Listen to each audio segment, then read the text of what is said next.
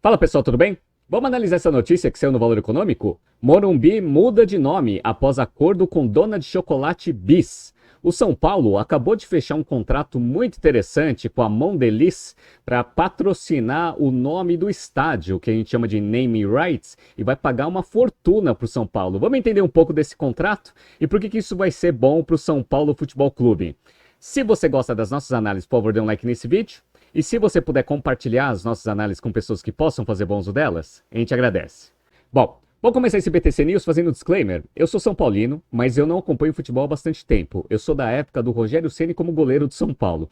Mas uma coisa que eu sei é que o São Paulo não vai indo bem nas quatro linhas, o que traz um reflexo negativo também nos financials do São Paulo, que eu vou mostrar aqui em 2022. Só para vocês terem uma ideia, eu estou mostrando aqui na tela quais que foram os campeonatos que o São Paulo ganhou em 2022. Nenhum. Então, ó, Copa Sul-Americana, vice-campeão, Libertadores nem participou, Campeonato Brasileiro foi nono lugar, Copa do Brasil semifinalista e Campeonato Paulista foi vice-campeão. E por que isso é importante? Porque todo campeonato que você ganha, você tem a premiação, que é uma linha de receita extremamente importante para times que ganham títulos, que não é o caso do São Paulo. Só que parece que 2023 está sendo um ano muito melhor. Por quê? Porque eu estou mostrando para vocês uma notícia que o São Paulo ganhou o campeonato, a Copa do Brasil, em 2023, e só a premiação aqui, ó, 90 milhões de reais. Daqui a pouco eu mostro para vocês nos financials de 2022 como é importante você ter essa linha de receita. Mas uma coisa que eu estou percebendo, principalmente nas notícias que estão saindo para o mercado aqui em dezembro, é que o São Paulo está fazendo uma bela estrutura operacional para conseguir ser um grande gerador de receita em 2024. Por que você está falando isso, Renato? Porque, ó, primeira notícia aqui saiu no dia 5 de dezembro de 2023. São Paulo anuncia New Balance como nova fornecedora de materiais. Não foi divulgado aqui o valor que a New Balance vai pagar por um contrato de 3 anos, mas a princípio vai ficar entre 15 e 20 milhões de reais anuais. Então isso daqui é interessante porque você já adiciona 5 milhões do que era o contrato que tinha a Adidas. Então aqui você já tem um fornecedor de material esportivo que vai te gerar uma receita um pouco maior do que você tinha. Mas o São Paulo fez outros movimentos também, ó. São Paulo fecha acordo por patrocínio Master e receberá mais de 150 milhões. Isso daqui foi uma notícia do dia 19/12 de 2023. Basicamente, o São Paulo vendeu uma área publicitária dentro das camisas e aí vai ganhar 50 milhões de reais desse patrocínio Master por ano. Então, também é uma linha interessante de receita, eu vou mostrar para vocês daqui a pouco. E agora a gente entra na notícia principal, que é o quê? O São Paulo vendeu o nome do estádio, basicamente. Então, ó, a Mondelez, fabricante de chocolate Bis, anunciou nesta terça-feira, dia 26, um acordo de naming rights com São Paulo. O estádio Cícero Pompeu de Toledo, conhecido como Morumbi, passará a se chamar Morumbis. Meu Deus do céu, que nome horroroso. Os valores não foram divulgados oficialmente, mas o acordo é de 3 anos, com um aporte total de 75 milhões. Os 25 milhões anuais superam os que paga a seguradora Allianz ao Palmeiras para dar o nome do Allianz Parque, e o que paga a farmacêutica Neoquímica ao Corinthians para dar o nome Neoquímica Arena. Então é uma linha de receita interessante para você conseguir gerar, né, recursos de ativos que você já tem. Vende o nome do estádio, não tem problema nenhum, acho que o São Paulino não vai se importar de o São Paulo ter o Morumbi chamado Morumbis por 3 anos, dado que você vai receber uma bala aqui de receita por causa disso, né? O São Paulo, por meio do seu diretor de marketing, confirmou o acordo. Eduardo Toni celebrou o acordo com uma marca de apelo internacional, abre aspas. Estamos muito felizes com a chegada da Mondelez à nossa casa, que agora passará a ser Morumbis. O São Paulo é uma marca forte e global, assim como a nossa nova parceira declarou. E isso daqui é interessante porque a Mondelez ela vai ter interesse de divulgar para o mundo inteiro onde ela tem operação, que ela tem um estádio no Brasil, e isso vai trazer um brand equity para o nome São Paulo Futebol Clube, que vai ser bem interessante para várias frentes de receita que podem ser geradas no futuro, né?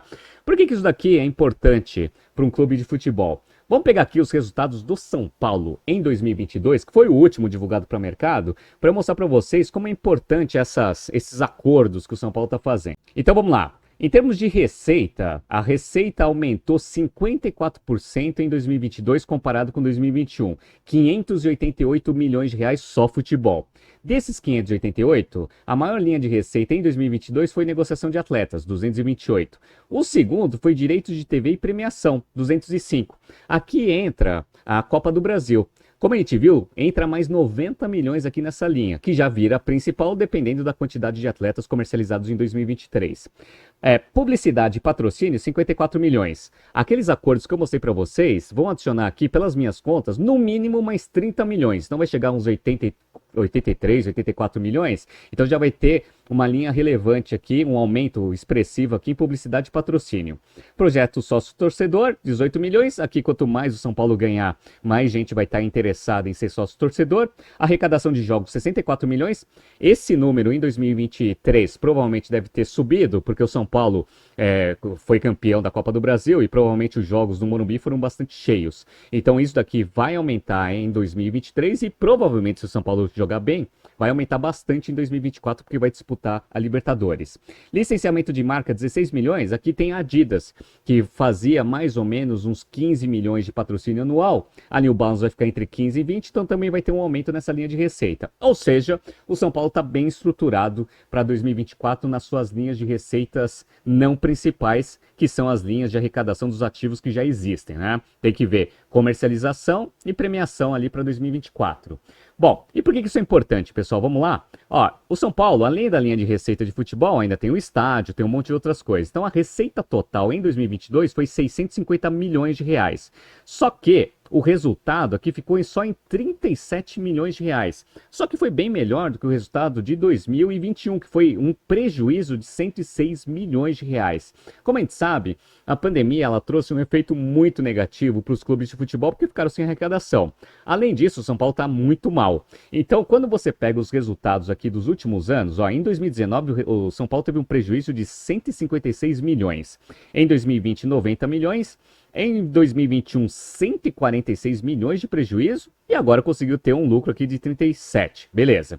Só que como que o São Paulo se sustentou nesses últimos 4 anos com bastante prejuízo? Pegando dívida. Então, quando você pega aqui, para quem está vendo na tela, o nível de endividamento do São Paulo, em 2018 tinha 270 milhões, foi para 503 em 2019, 574 em 2020 e 642 em 2021. Melhorou um pouquinho, foi para 586 aqui, diminuiu, né, em 2022, mas é um endividamento aqui de mais de R$500 bilhão. Só que isso daqui não é endividamento financeiro bancário único exclusivamente. Bancário mesmo é uns 200 e poucos milhões. Mas tem um monte de receita antecipada, tem um monte de coisa que ele considera aqui como dívida, que dá esse patamar aqui de 586 milhões. E uma coisa que é bem interessante quando você analisa o balanço de time de futebol, é que a maior parte deles está quebrada. Como que vocês sabem disso, Renato? Vamos lá, ó. Para quem está vendo aqui, eu estou mostrando o balanço patrimonial do São Paulo no dia 31/12/2022. Então, ó, ativos circulantes, 262 milhões de reais. Passivos circulantes, 585. Então, índice de liquidez corrente bem abaixo de 1. Só que aqui a gente vê que aquele endividamento que o São Paulo chama de endividamento não é só endividamento, porque endividamento a gente chama de passivo financeiro. Quando você pega aqui, ó, instituições financeiras tem 120 milhões, mais 9 milhões, tem uns 130 milhões aqui no circulante. Mais uns 85, aqui tem uns 200 e pouquinhos milhões aqui de dívida de fato. O resto aqui é obrigação trabalhista, imposto a pagar, um monte de coisa aqui que o São Paulo vai pedalando aqui todo ano para conseguir fazer esse balanço rodar, para fazer essa empresa, que é o São Paulo Futebol Clube, conseguir sobreviver. Só para vocês terem uma ideia, o patrimônio líquido do São Paulo está invertido em 237 milhões de reais. Se 2023 o São Paulo teve um pouco mais de lucro e em 2024 com a perspectiva boa, eventualmente ele consegue diminuir bastante esse PL invertido para conseguir fazer o balanço ficar minimamente saudável. Só que tudo vai depender do quê? Do time nas 4 linhas. Então, se ele ganhar campeonato, se ele conseguir ganhar Libertadores, vai entrar muita premiação, os jogadores vão ficar cada vez mais valorizados e aí você vai conseguir ter várias linhas de receita ali adicionadas ou aumentando com a perspectiva que o São Paulo possa ganhar títulos, né? Que provavelmente deve ser o que vai acontecer com o Flamengo e com o Palmeiras nesses últimos anos, que ganharam muitos títulos e provavelmente devem ter resultados excelentes aí em 2023 e também teve em 2022 e 2021. Vamos ver o que vai acontecer. perspectivas positivas para o São Paulo. Vamos ver se isso se concretiza para 2024.